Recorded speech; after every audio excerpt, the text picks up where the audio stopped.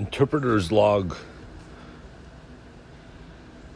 number 2, October 15th, 2022. So it was an interesting week because it came off of the Kinti intensive and had a complete and total collapse health-wise. Seems that the Tecfidera, the MS treatment, has taken its toll and completely compromised the use of my tongue, and I couldn't even swallow, couldn't speak, big lisp, big scare. I decided to discontinue the use of the drug, and then every day that went by, I'd get 50% better, and it took a week until I was back to normal. Now I'm back to normal. And but it was really interesting, the whole process, because it sent me down a rabbit hole of self-doubt, self-blame. I thought, after speaking to my doctor, and the nurse at the pharmaceutical lab, these symptoms that I presented to them didn't seem like a allergic reaction. Nor did it to them, which it seemed to me. To them, it didn't seem like a side effect or an MS outbreak necessarily. So I was left with thinking, well then, obviously, it's my own neurosis.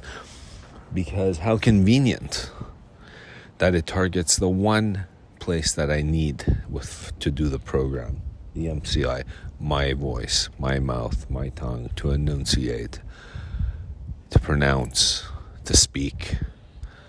So it gave me a very, excuse me, a very convenient excuse to walk away or back out. For a moment, for about a day and a half, I thought I was having a relapse, an MS attack, number 2, really. And it was just so reminiscent. I mean, it started on a Wednesday evening. I found the food really, really hot during dinner. It turns out that it was the beginning. By Thursday morning, I'm walking up my stairs, hobbling because of my broken foot. And by the time I get to the 13th, the top, I know because I've counted them, 13th step, I've realized and accepted that there is something going on, something afoot. I even told Patty that. She goes, what? What's wrong? She could tell I was labored in terms of coming up the stairs. I said, I think it's on. What do you mean? So I explained to her, I can't feel my tongue. I'm even choking on my own saliva. It reminded me a lot like my first MS attack. Anyhow, the point of this entry is not that, going down memory lane, but rather how quick I was to blame myself. I thought, this is my own fault because I'm buckling under so-called stress, although I didn't think I was that stressed. Yeah, I'm a little insecure about my Spanish, for sure. It's personal. But so is art school. So, however, I thought, come on, I can't be that neurotic and self-sabotage myself like this. So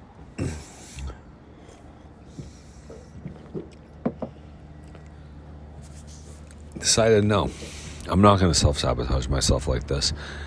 And I looked down and I said, in fact, I honestly think it's the medication. So what I'm going to do is I'm going to stay in the program. I'm not going to call Andrew and tell him, oh, buddy, you know what? No, I'm not doing that. Not yet. I'm going to suspend the medication. So I'm here a week later, very happy to say and report things are much better. And a kind of a blessing in disguise. It made me kind of really have a check-in and think about, what am I doing? And then echo Andrew's voice and Kinti's voice. You at the very least, you should have a good time doing this, right? Exactly, especially me. I don't really have to do this. I could hire myself to go interpret, and I hire my teachers. Let's call it what it is. However, I'm doing it because I want to be good at it. In order to be good at it, I don't have to be stressed out doing it. I refuse that. I don't want that.